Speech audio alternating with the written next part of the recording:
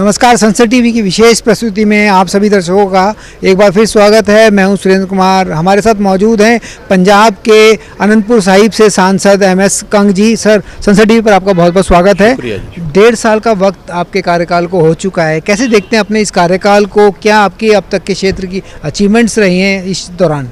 देखिए, ऐसा है, पिछले 1.5 साल में मैंने तमाम कोशिश की है, चाहे वो कॉन्स्टिट्यूंसी से जुड़े इश्यूज़ हों, चाहे पंजाब से जुड़े हों, इवन जो देश के भी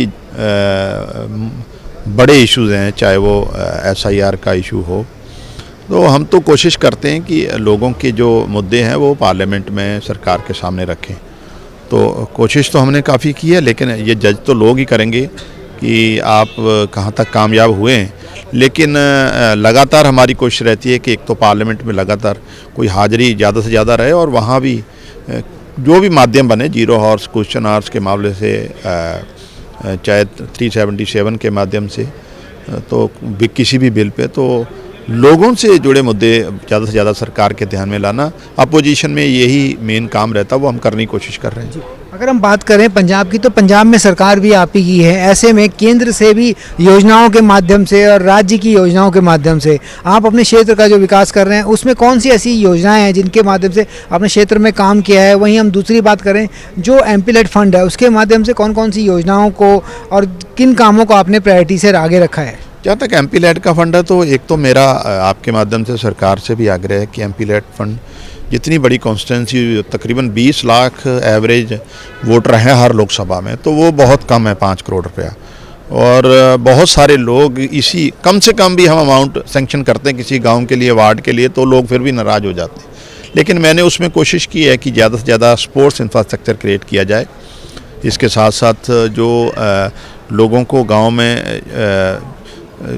सभी कम्युनिटी के लिए, चाहे वो शमशान घाट हो, चाहे धर्मशाला हो, जिसमें सामाजिक कार्यक्रम सभी लोग कर सकें, वो उस पर भी MP-led फंड काफ़ी खर्च किया है।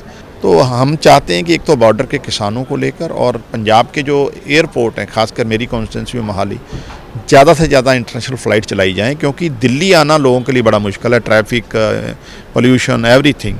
और लेकिन अभी तक सरकार का रुख उसमें सकारात्मक तो नहीं रहा है, पॉजिटिव नहीं रहा, लेकिन कोशिश हमारी रहेगी।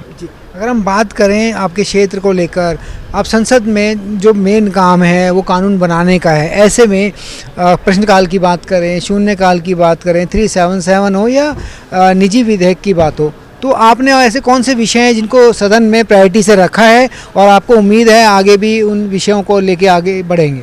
सदन में मैंने सबसे बड़ा मुद्दा तो यही रखा है कि हमारे यहाँ से इंटरनेशनल फ़्लाइट जोड़ी जाएँ। एक हमारी लोकसभा में चमकौर साहब विधानसभा और बलाचौर, ऐसी 2 विधानसभा जो अभी तक रेलवे कनेक्टिविटी नहीं है, तो उससे रेलवे से जोड़ा जाए। और अनंतपुर साहिब बहुत बड़ा पवित्र स्थान है हमारे लिए, और वहाँ से हजूर साहब और पटना साहब के लिए डेली ट्रेन चलाई जानी चाहिए, वो भी डिमांड मैंने रखी है।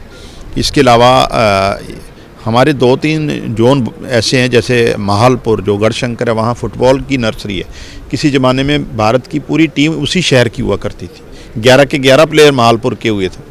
और बलाचौर एक ऐसी कॉन्स्टिट्यूंसी है जहाँ हर साल हमारे 8 से 10 प्लेयर इंटरनेशनल खेलते हैं इंडिया के लिए वॉलीबॉल में। तो मैंने इंटरनेशनल स्टेडियम की मांग की है भारत सरकार से। तो ऐसे तमाम मुद्दे हैं जिनको हम समय समय पे सरकार के ध्यान में लाते हैं। जी, अगर हम बात करें 2047 के विकसित भारत के लक्ष्य को हासिल करने के लिए आप अपने क्षेत्र को कहाँ पाते हैं 2047 में? देखिए, मेरा तो भारत सरकार से आग्रह है, विकसित भारत बन सकता है, कोई बड़ी बात नहीं है, और सब देश के लोग प्रधानमंत्री जी और सरकार का सहयोग करने को भी तैयार है। लेकिन ये भारत, हमारा देश डाइवर्सिटी का मुल्क है, जहाँ अलग अलग धर्म, अलग अलग भाषाएं हैं, अलग अलग कल्चर है। केंद्र सरकार की जिम्मेवारी बनती है कि डाइवर्सिफिकेशन को बढ़ावा दे। डेफिनेटली अभी साउथ का कल्चर अलग है, नॉर्थ का अलग है, सेंट्रल इंडिया का अलग है, नॉर्थ ईस्ट का अलग है, तो अलग अलग स्टेट्स से मिलकर देश बना है, ना कि देश से स्टेट्स निकले। तो मुझे लगता है सभी को अगर अपने अपने तरीके से ग्रोथ करने का अधिकार मिले, सबको मौके मिले, और सभी डाइवर्सिटी का, सभी का ख्याल रखा जाए, तो डेफिनेटली हमारा मुल्क दुनिया में नंबर 1 बन सकता है, और हम चाहते हैं कि दुनिया में नंबर 1 बने।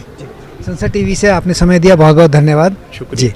तो ये थे MS कंग जी, जिन्होंने बताया किस तरह से अपने क्षेत्र के विकास को लेकर केंद्र और राज्य के बीच में एक कड़ी की तरह काम कर रहे हैं। संसद टीवी के लिए सुरेंद्र कुमार।